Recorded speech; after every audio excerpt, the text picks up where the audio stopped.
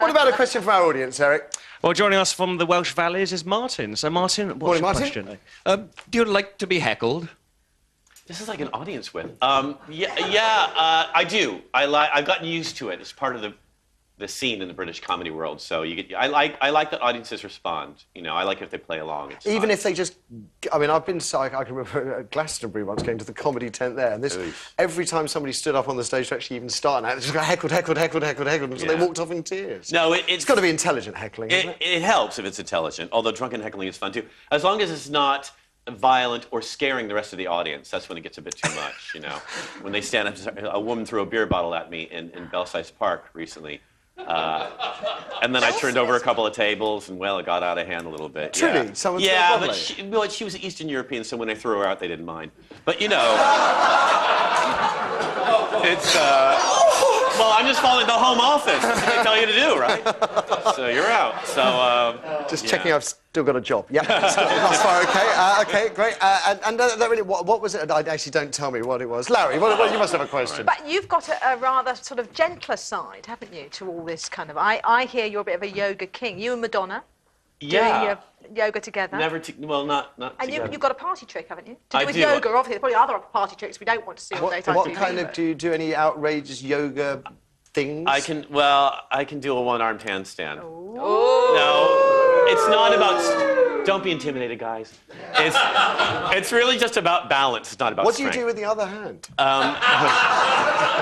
Can you show us? No, I'm on the cell phone. Can you show us? Yeah, if you can spot me, because it's early, if you can grab my ankles when I go up. God, that's the first... I've got to hold Scott's ankles, right. Tell me where you want us to go. I can't do that. I'll just do it here. And I'll put my right hand there. Then you grab my ankles. Are you ready for this? I don't know. You look a bit embarrassed. Shy about it. This isn't embarrassed. This is nervous. Well, I shaved my legs this morning so they feel familiar. So, all right. Okay, are you ready? On the count of three. So grab my. All right. Here we go. 1, 2, 3. You got it. Okay. Now go to your right a little bit. My right. There you go. A little bit more to your right. Okay. Okay, Matthew, tickle his tummy. Okay. Do I let go? No, just stay there. Right. Walk forward a little bit, though. This way. Yeah, that's better. Okay. To your right a little bit more. There we go. Yay. 1 arm. Yay.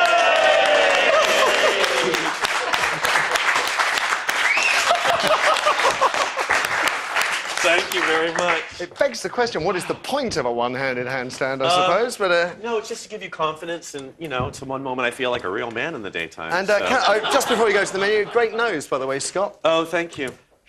It was recently purchased.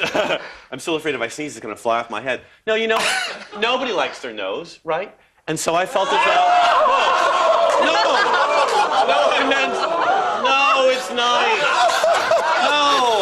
No, I know someone that can help you, and they're not... It's not, you know. And everyone wants something fixed, so... My father was so sick hearing me bitch about my nose. He said, look, Merry Christmas, here's a credit card, get your nose done. And I'd met a doctor at a party, and he showed me all the things he could do, and so he did it. And you were saying before you came you came round during the operation twice. Yeah, I woke up and saw a doctor standing over me doing this to my face. That is not a joke. That is... No, yeah, and I'm like, I can feel that, I can see you, and he went, oh.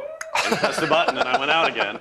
And then when I woke up, I said, you were there with another doctor, right? He said, yeah, we had to dig grooves into your septum so we could bend it back into place. That's enough for now. That's enough for now. Thank you. Scott Capurro. I better tell you what's coming up on today's show. After the ads, we're going to be doing the papers with Scott, which will be adventurous. Our first talking point after that this morning is, are teachers right to look into pupils' lunchboxes? A London primary school has been likened to Guantanamo Bay after it's emerged that staff there go through pupils' lunchboxes, taking out anything they think is junk and confiscating it till the end of the day. The school says it's promoting healthy eating. Some parents aren't happy and have accused teachers of acting like the Gestapo. What do you think? Are teachers right to look into lunchboxes? Then, don't tell your kids they're clever. Is that someone on the phone, Scott? I'm sorry. Answer it. No, I left my phone on. Turning it off right now. It's just Vivian Westwood. She'll call back. Sure. It's This is no surgeon. Then, a leading psychologist reckons parents and teachers have become so fixated on praising children, they're damaging them. You're afraid to let your sprogs think they've failed at anything in case it hurts their feelings. Consequently, children think the world revolves around them. They have no idea how to cope with failure. This is damning stuff, isn't it? But is it true? Could all this emphasis on children's well-being at school be having the opposite effect on their lives? Have a think about it. Give us a tinkle. And finally, are you getting old at 27? Who writes this rubbish? Apparently, scientists have found you are indeed getting over the hill a good few years before you've hit 30. And I'm not just talking looks here. Oh, no. We're talking about your brain starting to go into decline at 27. I'd like to think this is nonsense, but is it? Mind you, I suppose if you're not starting to go into decline when you're 27, when are you? So if mums were paid to do their household chores, how much would they earn each year? It's a huge £33,000. First, though, we're going to go through today's papers with you, Scott. What's making headlines this morning? In today's Times, it says the pensioners hire Sherry Blair to sue RBS chiefs. RBS is being sued for falsely reassuring investors that the bank was in good health when it was effectively insolvent. And, yeah. And they're doing this in America, aren't they? Yeah. They're not in doing it American here. courts, Yeah. and they're doing it through the North Yorkshire and Merseyside pension funds are suing, using Sherry Blair as their figurehead.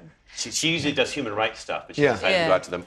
But this is great, because if it's done in America, presumably we're going to see it on the telly. We're going to see absolutely everything. Well, already they're calling her Sherry Blair is called Ms. Booth.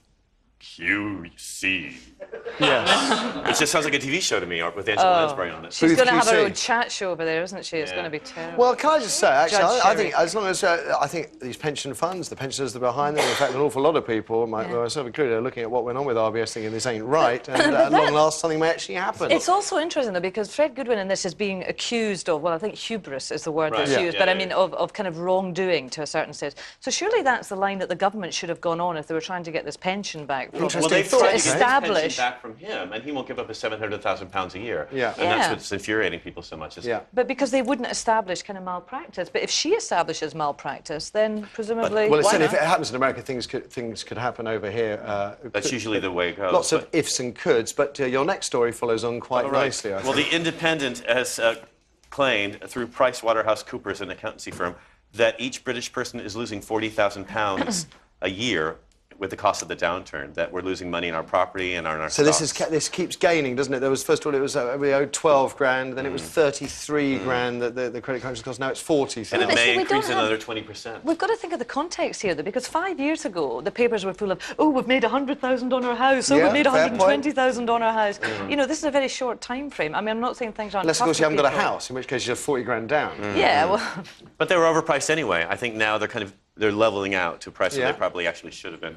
And then the other stories in the Telegraph today, unpaid parking fines. If you try to leave the country, the government's thinking about holding you back from your travel if you have unpaid This is part of the increased border controls. They've already used this e-border system to monitor people going in and out of Britain to catch killers and drug dealers, which has been successful. And now they're thinking about using it to catch people who haven't paid their parking fines. And it's £1 billion they might be able to I make thought the back. whole point of this new border security was to stop illegal people coming into the country, not inhibiting British citizens from going about their business, their rightful business with a passport, to come and go as they like. But if you own a car, it's a big responsibility, Matthew. Oh, shut You should pay. Do you have any unpaid parking fees? No, I don't, actually. Really? No, I don't. If we pressed a button and looked right now, would you be allowed in the So country? I would still be able to leave. What I object to is the government constantly monitoring where I go to. I think. But will you be allowed back in? That's the question. Well, there we go. That's a very good point. I think in 2 years' time, within 2 years' time, if you go on a booze cruise, a day return trip to France, you will also be monitored, your comings and goings. This is to monitor people's travel. That is really what it's for, to know where we're coming and going. Yeah. It makes me a bit nervous because I go to some pretty shady places in my off time. That's what I've heard. And I'd rather they didn't know about that. I never paint my nails, though. Never? Not once? All right. I met a Vietnamese tranny. We had dinner before I knew it. I was wet in a tube top in a bathtub. Okay. Anyway, my last story is in the Telegraph as well. And